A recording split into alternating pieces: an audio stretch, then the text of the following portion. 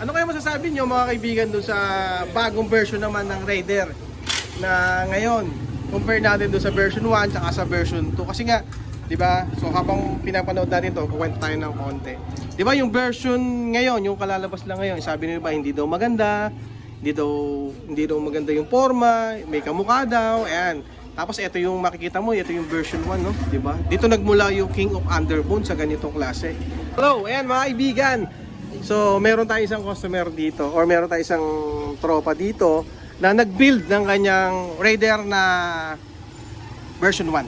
Ayan, mga kaibigan, sa mga mahilig mag-build, kayo na bahalang magsabi or kayo na, hindi kasi ako marunong or hindi tayo talaga magaling dyan sa pag-build na ganun. So, ano ba yung mga nakita nyo dyan na magandang ilagay or yung mga nilagay niya? Diba? Tulad yan. So, tingin ko mukhang magastos na to or malaki na nagastos dito sa motor na to. Raider na 150 version 1. Tapos eto yung kanyang makina. Ayan. Okay, so kayo na bahala kung sa mga mahilig dyan mag-build. Ayan. Okay.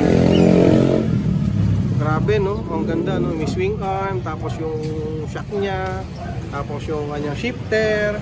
Ito, yung hose, tapos grabe, no?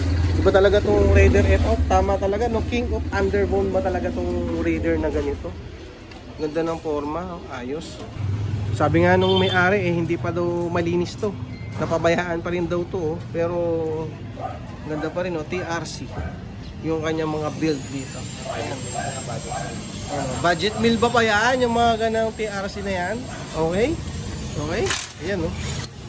Ayan, okay. So mga kaibigan, siyempre maraming salamat sa may-ari nito.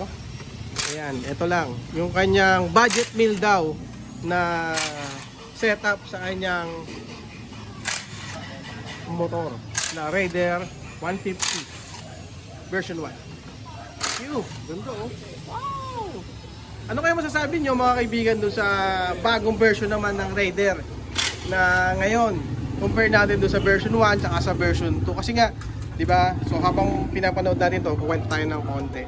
Di ba yung version ngayon, yung kalalabas lang ngayon, sabi nila ba hindi daw maganda, hindi daw maganda yung forma, may kamukha daw, ayan.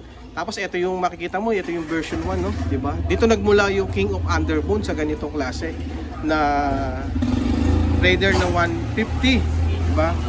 Ayan, no? Version 1 na Raider 150 and ayan. Talagang wala pa rin tatalo sa Raider na 150 di ba? King of Underbone talaga hanggang ngayon. Up to present, King of Underbone para talaga ang number 1 pa rin. Wala tayong masasabi. Tingnan natin mabuti nga. Tingnan ko lang pa. Kasi mabuti. Kung ano yung mga nilagay niya rito. Oh.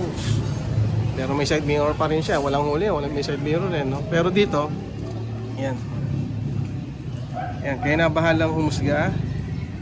Kayo na bahalang tumingin kung gaano kaganda yung setup nito. At kayo na rin bahalang humusga. O kayo na rin makakaalam kung magkano yung nagastos na dito sa Raider na 150 version. Okay, thank you.